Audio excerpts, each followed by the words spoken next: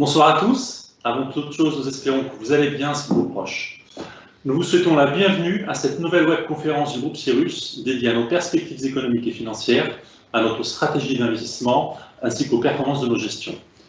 On l'avait vu, à la mi-octobre, les marchés avaient corrigé suite à des craintes de reconfinement en Europe.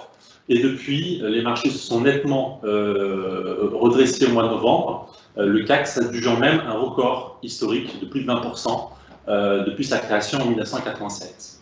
En effet, l'horizon s'est peu à peu éclairci ces dernières semaines, avec la dissipation de deux risques majeurs qui avaient pesé sur les marchés ces derniers mois, à savoir les élections américaines et l'arrivée prochaine de plusieurs vaccins anti-Covid. Maintenant que les marchés semblent se normaliser depuis quelques jours, quelle est notre vision sur les prochains mois? Quels risques subsistent-ils? Et quelle stratégie d'investissement adopter dans ce contexte? Pour essayer de répondre à toutes ces questions et vous éclairer sur ces sujets, Gilles Etcheverry-Garay, directeur général Investal, et moi-même, allons vous livrer notre analyse et allons vous exposer notre stratégie et nos convictions. Gilles? Merci. Donc, effectivement, on revient sur les performances des différents marchés depuis le début de l'année et on constate que si l'ordre n'a pas fondamentalement évolué, clairement les performances se sont resserrées puisqu'on a vu et l'or baisser, le SP500 perdre un peu de son avance et effectivement les marchés européens qui étaient clairement les plus en retard depuis le début d'année rebondir significativement au mois de novembre. Si on regarde plus en détail, on voit qu'effectivement le CAC 40 a été le meilleur indice, non seulement de façon historique, mais également géographique, puisque l'Europe a beaucoup plus rebondi avec les émergents que par exemple les marchés américains qui avaient déjà un peu d'avance. Nous investissons globalement, ce qu'il y a pour le meilleur et pour le pire. Donc au mois d'octobre, quand effectivement le CAC a été particulièrement pénalisé par le retour du confinement en Europe, on a été tiré par une baisse beaucoup plus limitée que ce qu'on avait connu sur le marché français. De temps en temps, ça marche moins bien. Et effectivement, notre approche globale sur le mois de novembre a été un peu pénalisée par rapport au CAC 40 par le fait qu'on investisse sur tous les marchés de la planète. Donc, globalement, ça marche mieux, mais là, en l'occurrence, ce sera une des exceptions qui confirmeront la règle. En fait, quand on dit qu'il n'y a pas que le CAC dans la vie, c'est pour le meilleur. Et de temps en temps, ça marche un peu moins bien, mais globalement, on pense que notre approche délivre de la performance sur le long terme. On a pu voir que, effectivement, la rotation a été extrêmement violente. Donc, pas tellement à la suite de l'annonce des élections américaines, qui était une bonne nouvelle, mais on avait quelque chose d'assez attendu. En revanche, l'annonce du vaccin a changé la donne, et a changé la donne pour un certain nombre de secteurs qui étaient très mal traités en bourse depuis l'arrivée du Covid, et plus particulièrement en Europe, puisqu'on a eu premier et deuxième confinement. Donc on voit sur cette slide que les banques, l'assurance, l'automobile, transport, tourisme, ont particulièrement bénéficié de l'annonce d'un vaccin, qui est une bonne nouvelle. Hein. La perspective de Covid à l'infini, on a pu en parler dans d'autres précédentes émissions, c'est quelque chose qui pesait et sur les marchés et sur les esprits de tout le monde. Hein. On avait l'impression qu'on était condamné à faire du confinement à tout éternel. Les vaccins et l'amélioration du traitement, parce qu'on peut en parler aussi, on voit bien que sur le deuxième confinement, il y a eu moins de gens en réanimation, les gens ont été mieux soignés, donc on a aussi un traitement qui s'améliore, qui nous permettent d'espérer que 2021, on puisse mener une vie sans masque, ou en tout cas retrouver une économie plus normale. C'est ce qui est traduit par cette rotation, qui a été extrêmement violente, puisqu'elle s'est fait sur 2 ou 3 jours maximum.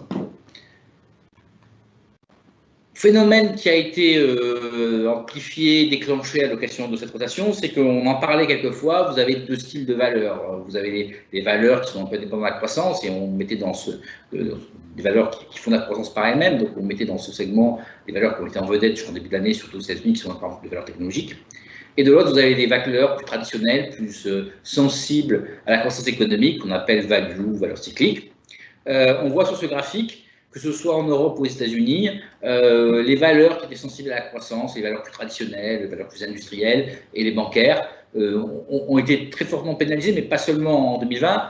On l'a vu également en 2018-2019. On voit que le graphique baissant montre que l'ampleur de la performance, de l'avance qu'avaient les valeurs technologiques en particulier, un peu le luxe aussi en Europe, sur ces valeurs traditionnelles. Et on voit en fin de graphique entouré un rebond fort.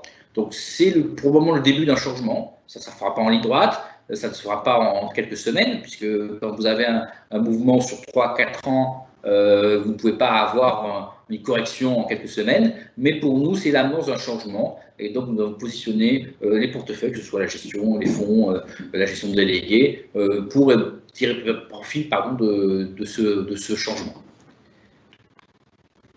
En revanche, si on a fait une rotation importante des portefeuilles, en favorisant ces styles qui devraient marcher mieux dans les années qui viennent, une petite chose nous a retenu de passer totalement investi en actions, c'est qu'on voit qu'on a un niveau d'euphorie important, en particulier aux États-Unis, où là on a un indice qu'on suit qui s'appelle le Greed and Fear, les deux mamelles des marchés financiers, l'avidité et la peur.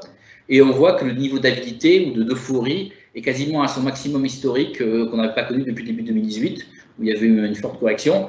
Donc effectivement, quand on voit ce niveau d'euphorie, ça nous laisse un peu, on met un petit peu, on investit peut-être moins lourdement que ce qu'on aurait fait. On attend que effectivement cette euphorie se dissipe un peu avant de continuer à investir. Donc c'est le seul petit bémol qu'on met. C'est une très bonne nouvelle. Après, on est peut-être allé un peu trop loin par rapport à la nouvelle, donc on va attendre que ça se calme un peu pour augmenter encore plus nos expositions.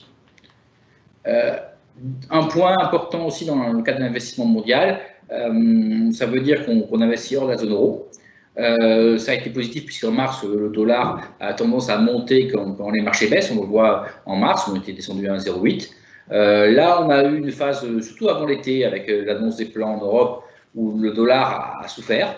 Il a un peu souffert ces derniers jours, mais c'est en train de revenir. Mais on voit qu'on est autour de 1,20, ce qui a pénalisé un peu les performances sur la deuxième partie de l'année, mais donne du potentiel et une vertu, je dirais, décorrélante en cas de retournement des marchés à nos portefeuilles. C'est-à-dire qu'effectivement, on peut avoir les actions qui baissent, mais on risque d'avoir le dollar qui monte, ce qui viendra un peu contrebalancer toute mauvaise surprise éventuelle qu'on pourrait avoir sur les marchés. Donc voilà un petit peu aussi dans le cadre de notre investissement, je veux dire, notre approche globale de l'investissement. Il n'y a pas que le CAC, il n'y a pas que les actions, il y a aussi des devises. Il y a pas mal de choses que l'on met dans nos portefeuilles pour essayer d'avoir à la fois de la performance, mais aussi de la robustesse.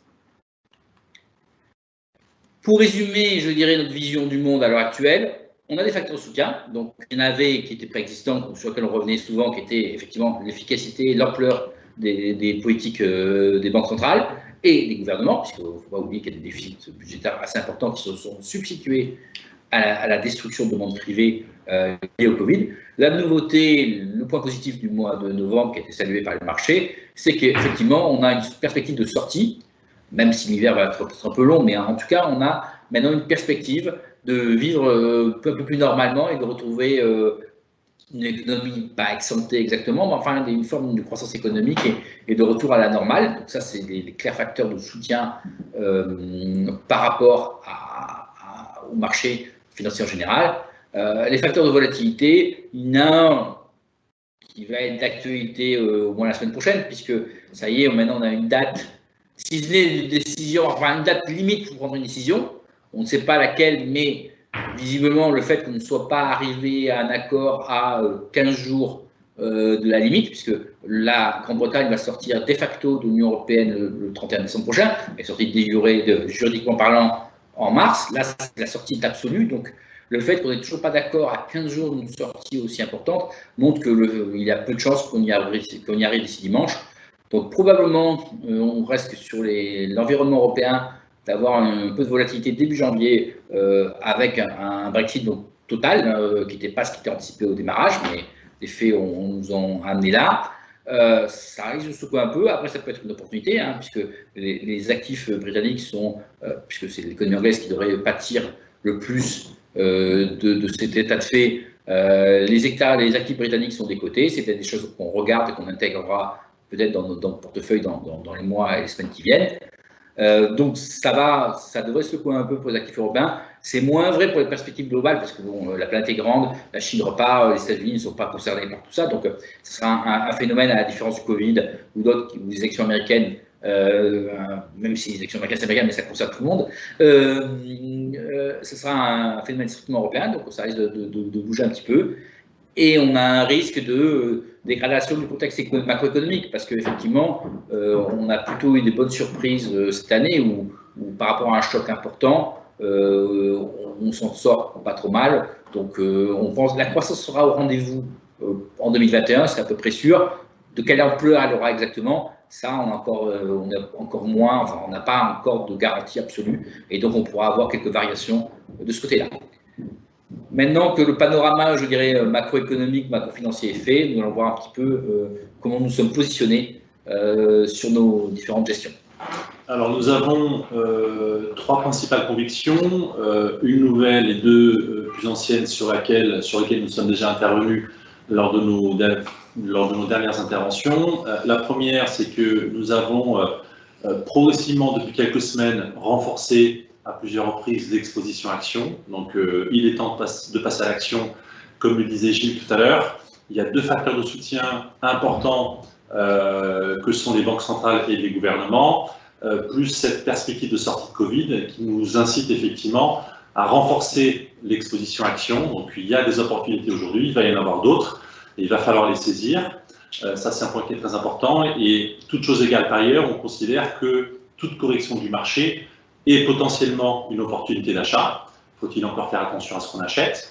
La deuxième conviction, c'est qu'on reste encore et toujours à l'écart des obligations d'État européennes, puisque non seulement il n'y a pas de rendement, mais en plus on considère qu'il y a du risque. Et le dernier point, c'est la techno US et les matières premières. Ce sont deux classes d'actifs ou deux stratégies que nous avions déployées dans les mandats, mais aussi dans les fonds une bonne partie de l'année, sur lesquelles nous avons pris des bénéfices ces dernières semaines. Et c'est vrai qu'aujourd'hui, nous sommes plutôt dans une position d'attente, pour des raisons différentes sur les deux, mais ce sont potentiellement deux classes d'actifs ou deux secteurs qui pourraient nous intéresser à nouveau dans les prochains mois. Donc on a un positionnement qui vise à être réajusté progressivement depuis 2 mois, ce que je disais tout à l'heure. Donc sur la slide que vous voyez, donc tout en haut à gauche, vous retrouvez l'exposition action actuelle sur l'ensemble de nos portefeuilles équilibrés, hein, qui sont, on va dire, la référence. Et vous retrouvez également en parenthèse le pourcentage que nous avions il y a un mois, donc début novembre. Donc vous voyez qu'on a porté l'exposition action à 53% contre 45% il y a un mois.